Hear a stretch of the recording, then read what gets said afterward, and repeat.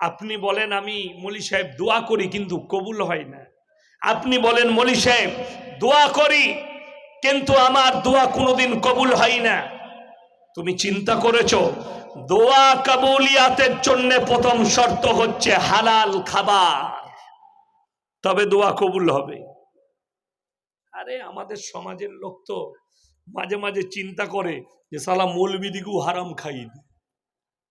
আমার মাদ্রাসায় একজন এসে বলছে মৌলী সাহেব ছেলেদিকে বিরিয়ানি খাওয়াবো।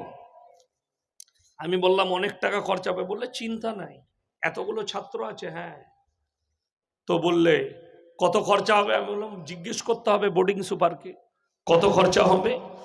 তো আমি বললাম বাবা কি খুশিতে খাওয়াচ্ছ?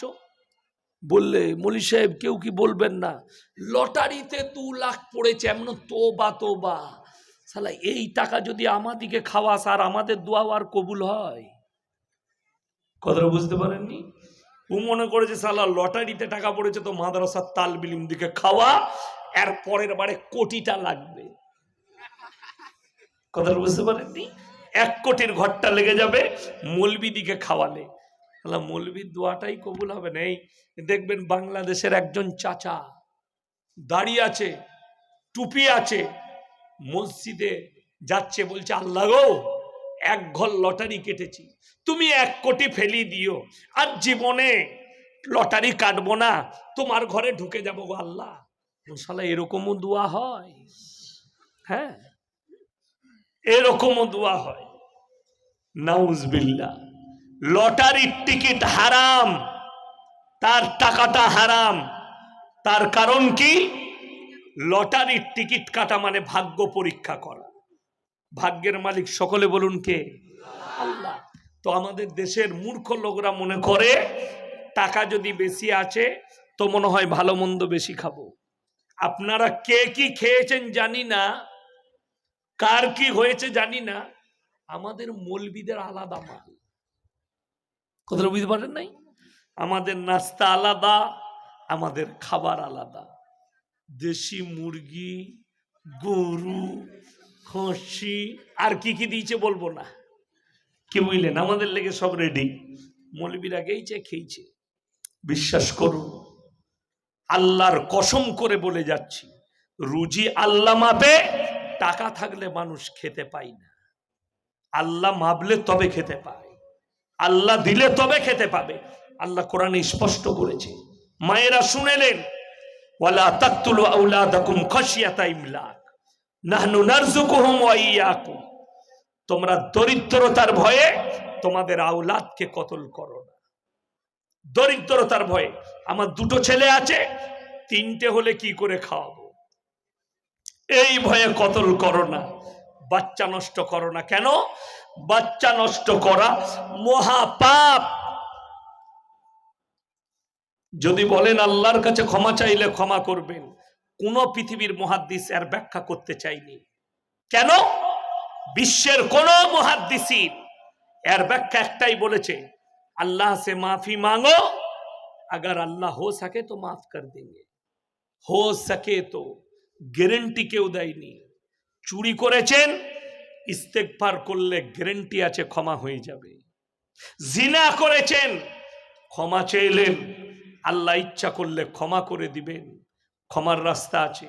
একজন ভাইয়ের ক্ষতি করেছেন, তার কাছে ক্ষমা চাইলেন, সে ক্ষমা করে দিবে, ক্ষমা হয়ে যাবে। জোরে বলুন সুবহানাল্লাহ।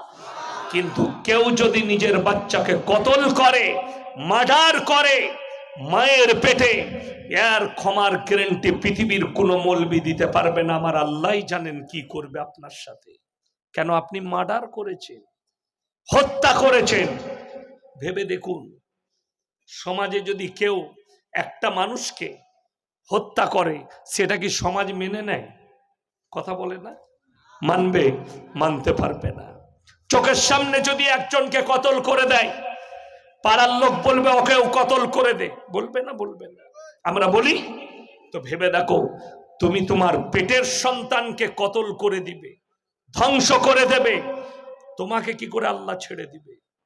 তুমি মানুষ হয়ে ছাড়তে পারো না, মানুষ হয়ে তুমি নিজের পেটের সন্তানকে কতল করছো, আমার আল্লাহ কি করে ছেড়ে দেবে?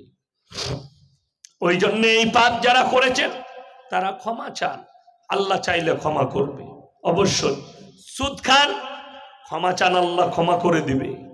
শিরক করে ফেলেছেন ভুলবশত, আল্লাহর কাছে ক্ষমা চান, আল্লাহ ক্ষমা করে দিবে। কিন্তু যদি তুমি কতল করে থাকো নিজের বিবির বাচ্চাকে, কোকের বাচ্চাকে, পেটের বাচ্চাকে, জানি না আল্লাহ তোমাকে ক্ষমা করবে কি করবে না। বাকি আল্লাহ গ্যারান্টি দিয়েছে অনেক পাপের ক্ষমা চাইলে ক্ষমা করে দেব। কোরআনে আছে এটা মহাপাপ। কেউ যদি জেনে বুঝে শিরক করে, আল্লাহর কাছে সব থেকে বড় নিকৃষ্ট পাপ হচ্ছে শিরকের পাপ। তারপরে যদি কোনো পাপ থাকে, সেটা হচ্ছে নিজের পেটের সন্তানকে হত্যা করা। যারা করে দেয় কিসের ভয়ে? খাওয়াবো কি করে।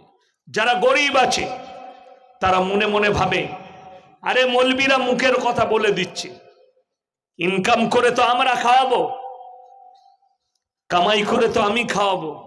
আপনারা বলুন, আমাদের সমাজে সব থেকে কম বেতন কার? কথা বলেন না।